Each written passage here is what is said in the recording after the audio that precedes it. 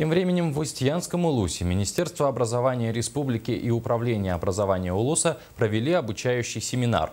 Вопросы коснулись изменений в порядке аттестации педагогических работников. Подробности далее.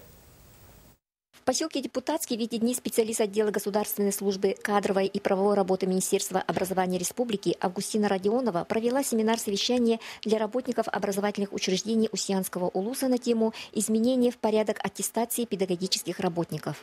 В порядке внесены изменения. Изменения касаются и нормативно-правовых документов, да, и по процедуре аттестации. Если мы раньше на соответствие занимаемой должности требовали 2 документа, это представление работодателя и квалификационные испытания в форме конспекта урока или занятия, то сегодня квалификационные испытания у нас отменены.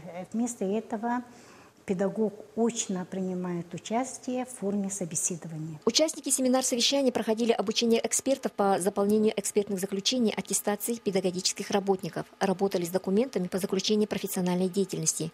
В практической части, разделившись по группам, участники семинара заполняли листы экспертной оценки папки достижений учителей. В завершении семинара Августина Родионова вручила сертификаты о прохождении курсов обучения экспертов по процедуре аттестации педагогических работников республики. Все, что мы прошли на курсах обучения по процедуре аттестации, все будем учитывать. И думаем, что у нас будет много педагогов, которые пройдут и первую, и высшую категорию. Все мероприятия этого семинара-совещания направлены на повышение качества образования, что является для нас основной задачей.